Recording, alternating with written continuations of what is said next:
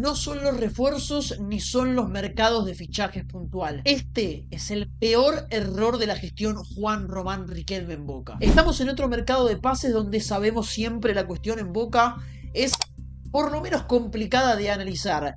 Muchos rumores, muchas opiniones. La realidad es que volvemos a ver un mercado de pases de Boca con poco movimiento en general, y obviamente acá es cuando empezamos a sacar conclusiones y sacar conjeturas de una gestión que creo tiene una gran cuenta pendiente en cuanto a los refuerzos. ¿Qué pasa cuando Boca tiene que moverse en el mercado de pases? ¿Qué pasa durante la gestión Juan Román Riquelme? ¿Qué es lo que le da un saldo negativo pensando en los refuerzos y en mejorar su plantel? Esta gestión en puntualidad tiene un problema muy importante a analizar y muy importante a destacar. No son los refuerzos que trae, no es la manera en la que arma los planteles, sino lo que le cuesta desprenderse de los jugadores que ha incorporado y no le han surtido efectos. Desde el año 2020, fines del 2019, la fórmula Ameal Riquelme gana las elecciones en Boca, y a partir del año 2020, obviamente con la pandemia que poco a poco comenzaba a arrancar, la realidad es que Boca hizo algunos refuerzos, de los cuales van a ver en pantalla y ustedes me podrán decir si esos están acertados, si esos fueron bien apuntados y si esos terminaron resultando o surtiendo efecto en la primera de Boca. Eso es un debate quizás para otro video, pero lo que quiero analizar y lo que traigo a colación es que el peor error de esta gestión Juan Román Riquelme en cuanto a la política de fichajes es cuando incorporó, y eso no tuvo resultados, cómo ha costado en Boca poder desprenderse de esos pesos pesados, poder desprenderse de esos sueldos y poder ganar dinero para poder reinvertir en el mercado de fichajes. A lo largo de estos 6 años que tenemos, desde enero del año 2020 hasta enero del año 2026 presente, Boca ha hecho por compra y durante la gestión Ameal Riquelme o Riquelme Ameal 30 incorporaciones totales de jugadores. Sin contar préstamos, en Boca podemos sumar todos estos futbolistas que han ido llegando al club en los últimos años. Ustedes los empezarán a ver en pantalla. Obviamente nombrar uno por uno haría que el video se haga muy largo, por eso preparé esta placa para que ustedes puedan verlos, puedan leerlos, puedan analizarlos y puedan recordarlos. Pero fíjense ustedes, todos estos nombres que, repito, ustedes podrán decirme en los comentarios si han surtido efectos, si han sido positivos, si han sido negativos, si han estado bien apuntados y si han traído resultados. Eso es debate de otro video, pero fíjense ustedes la cantidad de jugadores a los que en gestión puntual de dirigencia en Boca ha incorporado y de los que nunca se ha podido desprender. Acá es donde yo me planteo algunas preguntas. El caso de que Boca haya incorporado tanto, no haya podido revender los jugadores que le han sobrado en los planteles en los que no le has dado demasiada utilidad. La pregunta es, ¿por qué a Boca le cuesta tanto desprenderse de estos jugadores, venderlos en los mercados de pases? Fíjense ustedes que los únicos jugadores que han llegado a Boca comprados y han abandonado el club se han ido todos o cedidos, pocos. La mayoría se han ido en condición de libres, o rescindiendo su contrato o no renovando su vínculo con el club al término del mismo. La realidad es que es algo llamativo la pregunta de por qué Boca no puede vender jugadores. Yo planteo una hipótesis, y esto es algo que no tengo la certeza, sino es algo que planteo una especie de pregunta para que empezamos a respondernos todos juntos.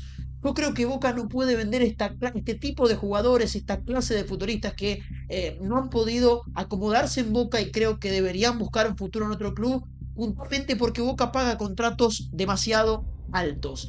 Y vamos a casos como el de Juan Ramírez, como el de Martegani, como el de Hanson, futbolistas que han llegado a Boca, no han estado a la altura de lo que requiere la primera del Club Atlético Boca Juniors, y que es complicado imaginarse que un club de poderío económico quiera incorporarlo a sus planteles, por lo cual uno imagina que jugadores como Hanson, jugadores como Martegani, jugadores como el propio Ramírez, que salió a préstamos por ejemplo a Lanús y ahora volvió a Boca, deberían buscar jugadores quizás de la mitad de tabla para abajo de la primera división del fútbol argentino, o por lo menos buscar de algún otro fútbol del exterior en Sudamérica o fuera del continente que abarca a Conmebol. Ahora la pregunta que yo planteo: ¿qué equipo va a querer pagarle a Boca la ficha de un jugador como Hanson, que cobra el dinero que cobra Hanson por mes?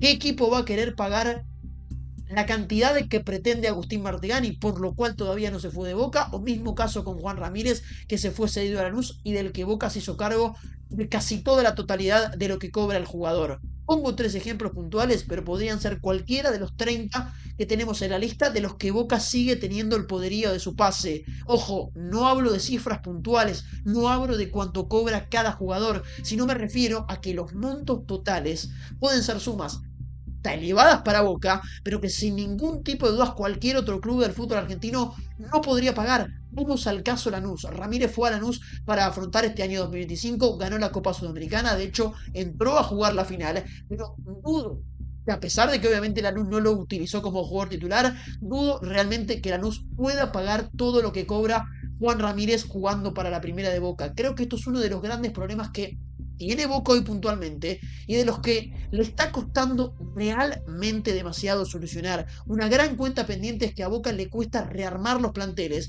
porque tiene demasiados jugadores entrenando en el club que hoy no cumplen ninguna función en el once titular y creo que es ahí donde Boca debe apuntar a hacer la limpieza.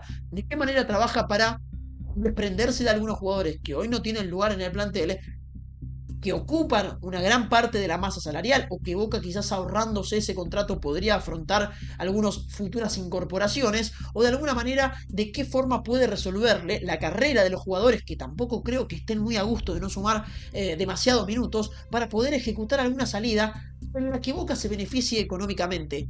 No digo que las ventas de la gestión Riquelme sean pura y exclusivamente negativas. Ha vendido muchos jugadores surgidos del club y eso es algo que yo siempre valoro. Ha vendido a Barco, ha vendido a Medina, ha vendido a Varela, ha vendido a X Fernández, ha vendido a Vázquez, ha vendido a Langoni, ha vendido un montón de jugadores que rondan los 10 millones de euros en lo que ha ingresado Boca o hasta en muchos casos lo supera. El caso Medina es complicado por el contexto Foster Gillett, pero la realidad es que el negocio que hizo Boca en esa venta puntualmente hablando fue recontra positivo. A mí Medina es un jugador que me encanta, que me gusta verlo jugar y su paso por Boca yo creo que dejó destellos positivos. Ahora, dudo que ese Medina que se fue de Boca al cierre del 2024, ni tampoco el Medina que se va a ir de Estudiantes en el cierre del 2025, valga 15 millones de dólares. Ni uno ni el otro. Por eso creo que Boca de alguna manera fue inteligente de la manera en la que actuó con Medina, fue inteligente de la manera en la que actuó con Varela, y después podemos debatir los casos X Fernández, Barco, Langoni, Vázquez,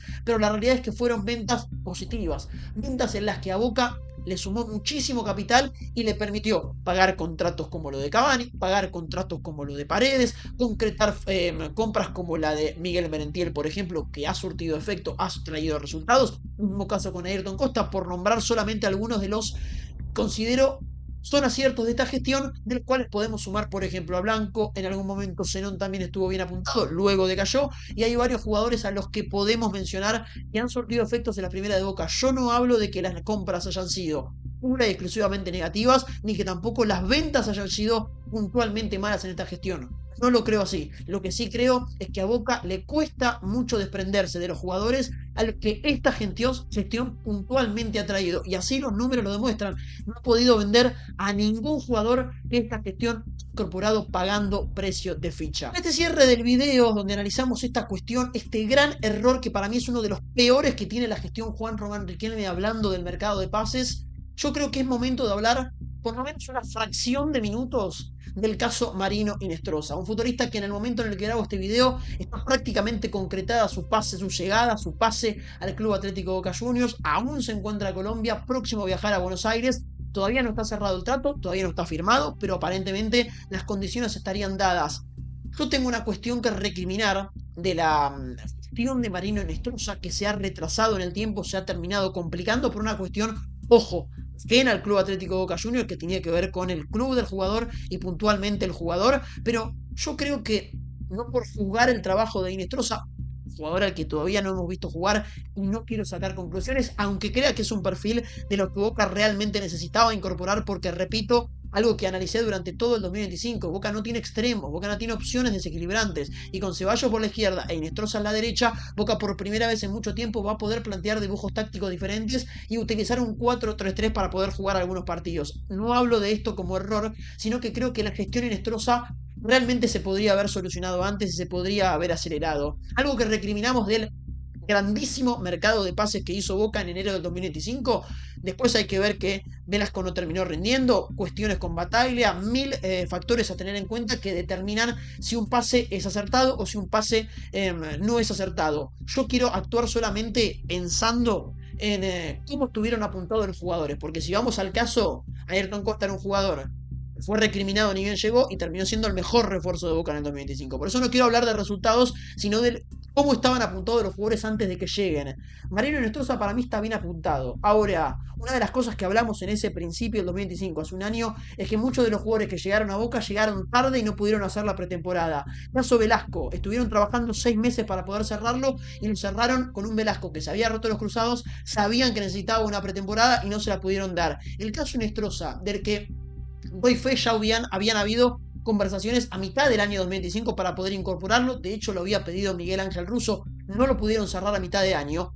Una vez que ya estaba prácticamente encaminada a la llegada, ya estaba decidido que Boca iba a la carga por el Marino Inestrosa. ¿No se podía empezar a negociar y empezar a resolver estas cuestiones de antemano para que el futbolista colombiano se pueda sumar a la pretemporada a partir del 2 de enero, cuando arrancó a entrenarse Boca? ¿No hubiese sido mejor que Boca planifique un mercado de pases para que Ubera, ratificado como entrenador, tenga todo el plantel a disposición para hacer la pretemporada y para poder armar unas cuestiones que tengan que ver con lo táctico, con lo posicional, con la manera en la que se ubican los jugadores en la cancha, y hasta que el propio cuerpo técnico sepa qué es lo que tiene a disposición? Yo creo que la velocidad de armado de Boca en los planteles es algo que también debe revisar la gestión Juan Román Riquelme, y con lo que creo yo también tiene una gran cuenta pendiente y debe modificar. Yo creo que Inestrosa no está mal traído, ni mucho menos. Creo que está muy bien apuntado y hay que ver qué termina sucediendo con el jugador, pero creo que esa gestión se podría haber hecho antes para que el colombiano empiece la pretemporada en Boca, y los que sea que lo acompañen, si es que Boca se termina reforzando más para la Copa Libertadores del año 2026, que creo que debe hacerlo. Me parece que apostar a un primer semestre donde muchos de los jugadores que incorporas no hayan hecho una pretemporada con Boca es negativo. Hay poco tiempo de trabajo, el campeonato arranca en enero, cosa que creo que tampoco está bien. Hay una cuestión de televisación donde tiene que abarcarse desde enero a diciembre para poder cobrar todos los meses del Pack Fútbol, y eso creo con total seguridad casi que tiene que ver con eso. Ahora, es cierto que los clubes con muy poco tiempo entre el fin de diciembre y el fin de enero deben acomodarse, y creo que por eso deben quizás empezar las negociaciones, quizás empezar las gestiones antes, para que en este caso Úbeda tenga todo el plantel a disposición para poder hacer una buena pretemporada, que creo que es lo que ha necesitado el plantel de Boca: tener más opciones, tener más profundidad y al fin y al cabo tener cambios a disposición. La profundidad, el recambio es lo que le ha faltado a Boca en este 2025 para poder afrontar con mayor competitividad la mayoría de los torneos de los que ha quedado afuera, sea Copa Libertadores, sea Copa Argentina, o sea ambos dos torneos. No cuento el Mundial de Clubes porque obviamente muchas cosas por los rivales a los que se enfrentó realmente le exceden. Señores, esto es un breve análisis, una breve reflexión de lo que creo para mí es uno de los peores errores de la gestión Juan Román Riquelme, y de los que quizás no todo el mundo está hablando. Le cuesta vender a los jugadores que incorporó, más que nada a los que obviamente no acertó en el pase, y por eso creo que esto es algo que se debe revisar, pensando en que entramos en el último año de la gestión Juan Román Riquelme sin intervención política, sin campaña de por medio, porque en el año 2027, luego de esta Copa Libertadores 2026, volvemos a tener elecciones en Boca, por lo cual año turbulento, año con campañas políticas y año con seguramente muchísima información tergiversada, por lo cual Boca este año y Riquelme puntualmente debe reacomodarse y llegar de la mejor manera posible para en el 2027 poder repetir candidatura y continuar su legado, continuar su gestión en Boca, si es que así esta presidencia quiere hacerlo. Muchas gracias por ver y por acompañar. Nos reencontramos analizando a River, analizando a Racing, analizando a Estudiantes, analizando a Lanús y analizando a todos los clubes del fútbol argentino antes de que arranque el Apertura 2026.